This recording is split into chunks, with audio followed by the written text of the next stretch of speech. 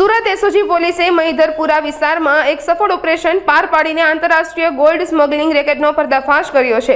દુબઈથી ગેરકાયદેસર રીતે પેસ્ટ સ્વરૂપે સોનાનું ભારતમાં લાવવામાં આવી રહ્યું હતું। આ કેસમાં પોલીસે ભાવિક કાતરિયા નામના એક રત્ન કલાકારની ધરપકડ કરી છે। તેની પાસેથી 240 ગ્રામ સોનાની પેસ્ટ મળી આવી છે, જેની બજાર કિંમત 27 લાખ રૂપિયા જેટલી છે।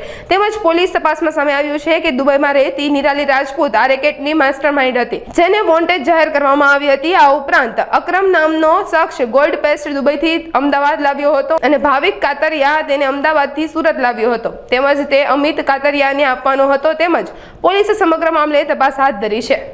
એસઓજીએ એક સ્મગલિંગનો ગોલ્ડ સ્મગલિંગનો એક કેસ કરે છે, જેમાં ભાવિક પ્રવીણભાઈ કાતરિયા કરતે આરોપી છે, જે દુબઈથી એક બેગની અંદર લિક્વિડ ફોર્મમાં સોનું લઈને આવતો હતો।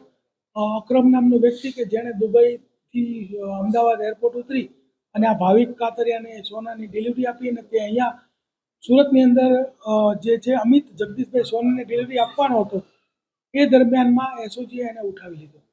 ભાવિક છે જે રત્ન કલાકાર છે અને મહુવા ભાવનગરનો વતની છે।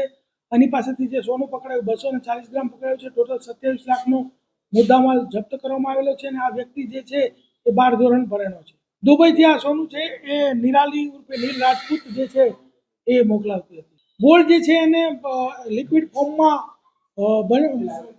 પ્રવાહી સ્વરૂપમાં પરિવર્તિત કરી એના ઉપર એક્વા રીજિયા મટીરિયલનું કોટિંગ કરી અને મોકલવામાં આવતું, એટલે મેટલ ડિટેક્ટરની અંદર નોર્મલી ડિટેક્ટ ન થઈ શકે।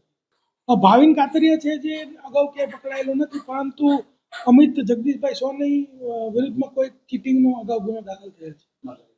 માસ્ટરમાઇન્ડ નિરાલી છે, દુબઈ રહે છે, ત્યાંથી જે ઓપરેટ કરે છે 2-3 વર્ષથી, તો એ કદાચ કરતી હશે। 1 કિલો ગોલ્ડ દુબઈથી અહીંયા લાવવામાં આવે તો 15 લાખ જેટલો ડિફરન્સ એ લોકોને મળે છે।